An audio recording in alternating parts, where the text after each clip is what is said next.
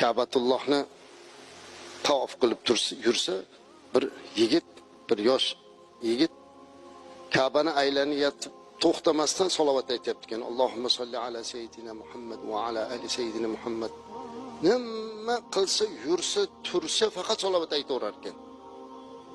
Saida ham salovat aytaverar ekan, boshqa joyda ham haligi zot, shayx ulug' zot hali yigitni chaqirib, "Sen boshqa duo bilmaysanmi?" dedi.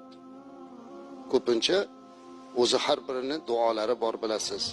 Robbana atina fid dunya hasanana aytiladi, Saida ham aytiladigan duolar, lekin faqat u salovat aytar ekan. Keyin haligi yigit aytibdiki, "Men tavofni qilib olgandan keyin sizga aytib beray. Tavofni qilib olgandan keyin bilaman boshqa duolarni. Lekin men bir voqeani guvohi bo'ldim. Aslida hajga otam bilan birga kelayotgandim. Otam birga edilar. Bir joyga kelganda otam betob bo'lib qoldilar. Kechqurunda otam qazo qilib dunyodan o'tib qoldilar. Boshlarda yig'lab o'tirdim, yaxshi niyat bilan ota bola hajga kelgan edik. Bir payt yarim tunda qarasam, "Xoh ishoning, xoh ishonmang" dedi hali yigit aytayapti. Otamning yuzi shu qadar xuniklashib ketdiki, shu qadar odamlar ko'rsa qo'rqadigan bir darajaga kelib qoldi. Odam ko'rsa qo'rqib ketadigan holatga aylanib qoldi yuzlari. Shunday bir g'alati bo'lib ketdi, bir mahluqqa aylangandek bo'lib ketdi. Qo'rqib ketdim, xijolat bo'ldim. Nima qilaman endi? Ertaman otamni dafn qilishlikda yuvib kafanlashga odamlarni chaqirsam yana noqulay, kechqurun bir narsa qilib eplab o'zim ko'mamanmi deb deydi, juda xijolat bo'lib qoldim deydi. Otamni bunaqa holatda ko'rib. Otamni yuzini berkitib qo'yib, yig'lab uxlab qolibman deydi. Shunda payg'ambarimiz alayhisolatu vasallam kelibdilar deydi. Kelib, "Nimaga yig'layapsan? Nima bo'ldi?" deb so'radi deydi tushida.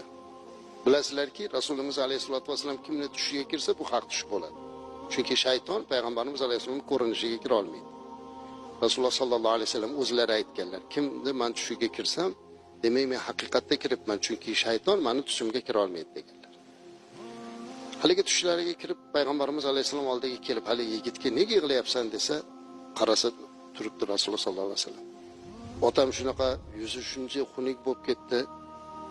Juda ham xijolatman, endi hozir odamlarga nima deyman deb yig'lab o'tiribman degan ekan, yuzini och debdi. Yuzini ochgan ekan, qo'llari bilan silab qo'ygan ekanlar. 15 kundek oydek charog'on bo'lib ketibdi. Haligi yigit hayron bo'lib, "Buni siri nimada?" degan ekan, "Oting juda odamlarni ko'p g'iybat, ig'vo qiladigan edi. Ko'p gunohkor, ko'p gunohlar qilgan edi. Lekin bitta jihati bor ediki, otingdaqa menga ko'p salovat aytadigan yo'q edi.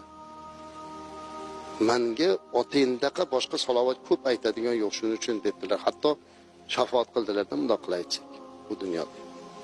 Hali yigit aytayaptiki, "Mana shunaqa deb ketdilar, uyg'onib ketdim, cho'chib uyg'ondim. Otamning yuzini ochsam, otam haqiqatda ham chiroyli bo'lib qolgan ekan. Shundan beri meni og'zimdan salovat tushmayapti" degan ekanlar. Haqiqatda ham azizlar, ko'proq salovat aytishimiz kerak. Allohumma solli ala sayyidina Muhammad. Eng zo'r salovat mana shu namozdagi salovatimiz. Allohumma solli ala sayyidina Muhammad mana va Allohumma solli ala Muhammad kama sollayta ala Ibrohim va ala ali Ibrohim bor, o'shini aytamiz. Allohumma barik ala Muhammad va ala ali Muhammad kama barakta ala Ibrohim va ala ali Ibrohim innaka Hamidum Majid. Mana shu salovatni Rasulimiz alayhisalom ko'p tavsiya qilganligi uchun namozda ham o'qiymiz-da. Ko'p aytaverish kerak, salovatni ko'p aytishimiz kerak va mana shu salovat aytishlik bilan payg'ambarimiz sollallohu alayhi va sallamga bo'lgan muhabbatimizni ziyoda qilishimiz kerak. Muhabbat azizlar, iymonimizning komilligini bir belgisi. Bu zarur narsa, chunki payg'ambarimiz alayhi salatu vasallam "La yu'minu ahadukum hatta akuna ahabba ilayhi min walidihi wa waladihi wa min jami'in nas" deganlar. Sizlar meni ota-onangizdan ham ko'ra, shirindan shakar farzandlaringizdan ham ko'ra, butun insoniyatdan ko'ra ko'proq sevmas ekansiz, iymoningiz mukammal bo'lmaydi deganlar. Shunaqa darajada sevish kerak. Payg'ambarimiz alayhisolatu vasallamga oddiygina muhabbat qilib bo'lmaydi. Muhabbat degani nima degani?